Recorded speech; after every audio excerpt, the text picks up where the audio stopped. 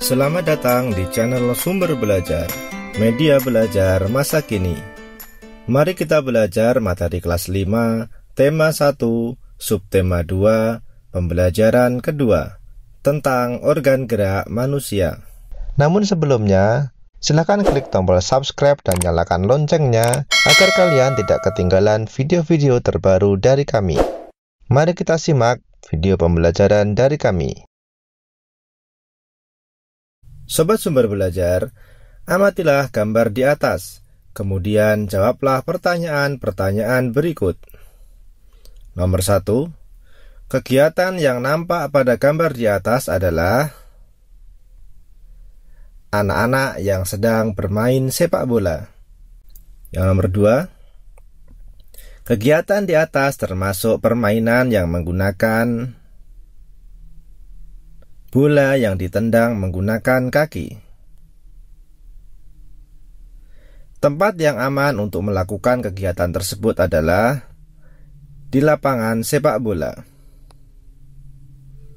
Apa saja yang harus dilakukan sebelum melakukan kegiatan tersebut? Sebelum bermain sepak bola, kita diharuskan untuk melakukan pemanasan, misalnya dengan lari-lari kecil, lari zigzag, pelenturan otot, passing dengan teman, latihan syuting ke gawang, dan latihan menangkap untuk kiper. Amatilah gambar berikut ini. Berikut ini adalah sebuah gambar rangka manusia. Mari kita simak bagian-bagian berikut ini. Yang pertama, kita lihat paling atas, ada tengkorak. Kemudian di bawahnya ada rahang bawah. Kemudian di bawah rahang ada tulang leher. Kemudian di bagian bawah agak ke sampingnya ada yang namanya tulang selangka. Kemudian di bawah tulang selangka ada tulang belikat. Kemudian di bagian dada ada tulang dada. Kemudian ke bawahnya lagi ada tulang belakang. Ada tulang panggul. Kemudian di bagian tangan ada tulang pengumpil. Kemudian ada juga tulang hasta. Kemudian tulang telapak atau tulang telapak tangan, tulang jari tangan. Di bagian kaki ada yang namanya tulang paha, tulang tempurung lutut, tulang kering, tulang betis, tulang pergelangan kaki. Selanjutnya, marilah kita berlatih pasangkan antara gambar dengan keterangan menggunakan garis. Ini adalah gambar tulang pada lengan manusia. Kita bisa lihat posisinya di sebelah mana. Kita hubungkan dengan sebuah garis atau dengan sebuah panah. Tulang lengan atas, kemudian tulang hasta,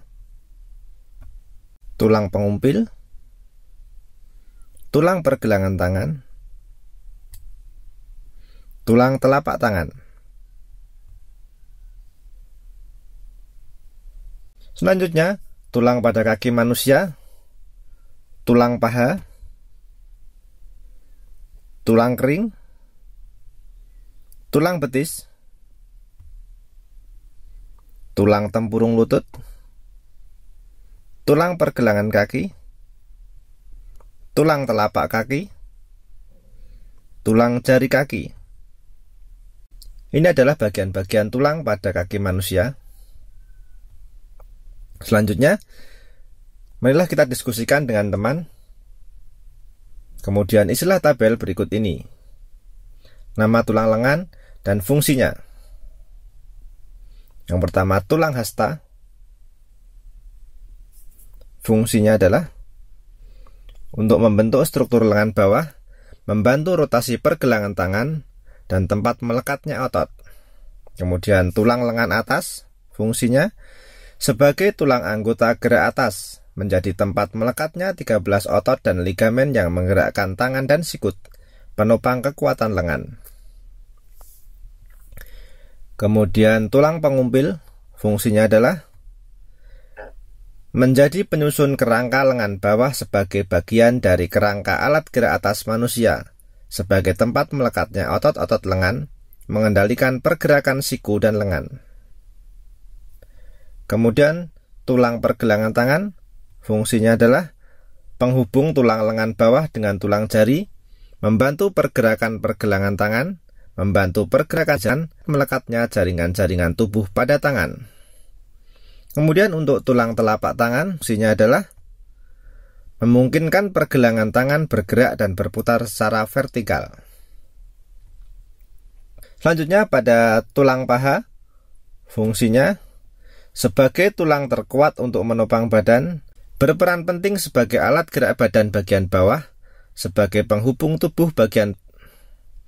Kemudian tulang kering, fungsinya adalah menstabilkan tubuh ketika berdiri, menyangga otot-otot tungkai bawah, menopang berat badan, dan menggerakkan pergelangan kaki.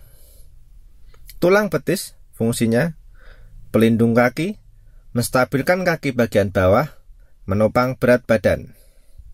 Kemudian tulang pergelangan kaki berfungsi untuk memungkinkan adanya gerakan naik turun kaki, memudahkan manusia saat melangkah dan berjalan dengan cara yang begitu nyaman dan efisien, sebagai penghubung antara tulang tungkai bagian bawah dengan telapak kaki, membantu pergerakan dari telapak kaki agar dapat difungsikan lebih fleksibel. Selanjutnya, tulang telapak kaki, fungsinya adalah menopang berat tubuh secara keseluruhan sebagai pijakan saat berjalan. Yang terakhir, tulang jari kaki, fungsinya adalah sebagai sistem alat gerak yang pasif, tempat melekatnya jaringan otot, penyokong tubuh, dan untuk menegakkan tubuh. Sobat Sumber Belajar, fungsi organ gerak manusia sangat banyak. Hampir semua aktivitas manusia tidak bisa terlepas dari organ gerak, bukan hanya dalam sepak bola saja. Coba kamu sebutkan aktivitas manusia yang memanfaatkan kerja organ gerak.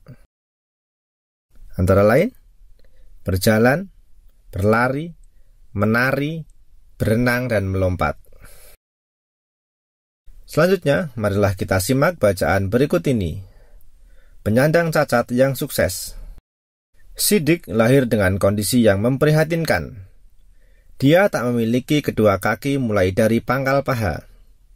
Boleh dibilang tubuhnya hanya separuh.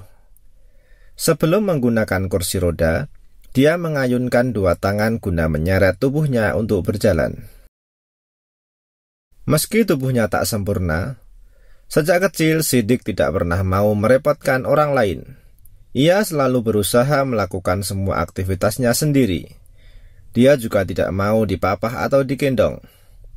Saya tidak mau dikasihani orang. Saya ingin sukses bukan karena orang kasihan kepada saya, tetapi karena kerja keras saya, katanya Lugas. Setelah bertahun-tahun bekerja di Yayasan Swaprasidya Purna tetapi tidak menghasilkan materi berarti, Sidik memilih keluar dan mencari pekerjaan lain. Dengan bekal ijazah diplomanya, dia diterima di sebuah perusahaan kontraktor sebagai staf personalia. Tetapi belum lama dia bekerja, krisis moneter tahun 1998 menghantam dan perusahaannya terpaksa tutup. Maka dimulailah periode Sidik menjadi pengangguran. Tetapi dia tak mau lama-lama menganggur. Sidik mulai mengikuti berbagai kursus keterampilan yang diadakan oleh Pemda DKI bagi penyandang cacat. Salah satu kursus yang memikat perhatian Sidik ialah kursus membuat kerupuk dari singkong. Modalnya ketika itu sumbangan dari Pemda DKI sebesar 1 juta rupiah. Bersama istrinya, Sidik kemudian memulai usaha membuat kerupuk dari singkong. Dulu belum ada merek, plastik pembungkusnya masih polos katanya. Pada awal produksi, dia memproduksi sekitar 100 bungkus kerupuk berukuran 2 ons dari bahan baku singkong sebanyak 10 kg. Namanya juga pertama, kerupuk dagangan saya baru habis setelah sebulan lebih, katanya mengenang. Namun kini, dari hanya mengolah 10 kg singkong, Sidik mengolah sedikitnya 50 hingga 100 kg singkong setiap bulannya. Dia juga sudah memiliki merek lengkap dengan cap di pembungkus produknya. Saya beri nama merek cap gurame. Ini sama sekali tidak ada hubungannya dengan ikan gurame. Tetapi gurame adalah singkatan dari gurih, renyah, enak, katanya tersenyum. Kalau nanti ada uang lebih, merek ini saya mau patenkan, tambahnya. Beruntung, ada seorang pengusaha lokal yang melihat kegigihan Sidik dan akhirnya menyumbangkan sebuah sepeda motor untuk operasional usaha. Namanya juga tidak punya kaki, saya sempat bingung juga bagaimana mengendarainya. Tetapi Sidik tak kehilangan akal. Dia mendesain motornya agar tuas persneling dapat dioperasikan dengan tangan. Dengan bantuan tukang las, jadilah sebuah motor dengan tongkat besi tambahan yang ditempel di persneling dan injakan rem. Tidak lupa dia juga menempelkan gerobak di sampingnya untuk mengangkut muatan. Motor itu benar-benar membantu mobilitas dan produktivitas usaha saya, ujar Sidik. Saat ini Sidik terus mengembangkan pemasaran produknya. Setiap hari dia masih berkeliling ke koperasi-koperasi atau warung di seluruh pelosok ibu kota. Bahkan saat Kabari mewawancarainya, 2 kali telepon selulernya berbunyi dari orang yang meminta agar pasokan kerupuk cap gurame segera dikirim. Kini, dari hasil usahanya, Sidik mengantongi keuntungan berkisar 1-2 juta rupiah per bulan. Meski jumlahnya kecil, apa yang diperbuat Sidik termasuk luar biasa. Dengan keadaan yang terbatas, dia menjadi entrepreneur sejati. Meminjam rumusnya Pak Ciputra, pengusaha dan dosen mata kuliah entrepreneurship, bahwa Indonesia membutuhkan sedikitnya 20% penduduknya menjadi entrepreneur, barulah menjadi negara makmur. Maka Sidik telah memulainya bertahun-tahun lalu. Jelaslah Indonesia membutuhkan orang-orang gigih seperti Sidik. Sobat Sumber Belajar, setelah kita menyimak bacaan di atas, selanjutnya kita akan menuliskan ide pokoknya pada tabel berikut ini. Paragraf yang pertama, ide pokoknya, Sidik lahir dengan kondisi yang memprihatinkan. Pada paragraf yang kedua, meski tubuhnya tak sempurna, sejak kecil Sidik tidak pernah mau merepotkan orang lain. Pada paragraf yang ketiga, setelah bertahun-tahun bekerja di Yayasan Swaprasidya Purna tetapi tidak menghasilkan materi berarti, Sidik memilih keluar dan mencari pekerjaan lain. Pada paragraf yang keempat, modalnya ketika itu sumbangan dari Pemda DKI sebesar 1 juta rupiah. Paragraf yang kelima, dia juga sudah memiliki merek lengkap dengan cap di pembungkus produknya. Paragraf yang keenam, beruntung ada seorang pengusaha lokal yang melihat kegigihan Sidik dan akhirnya menyumbangkan sebuah sepeda motor untuk operasional usaha. Pada paragraf yang ketujuh, saat ini Sidik terus mengembangkan pemasaran produknya. Pada paragraf yang terakhir, kini dari hasil usahanya Sidik mengantongi keuntungan berkisar 1-2 juta rupiah per bulan. Sobat Sumber Belajar, demikian penjelasan dari kami. Jangan lupa like, share, and subscribe channel Sumber Belajar. Terima kasih.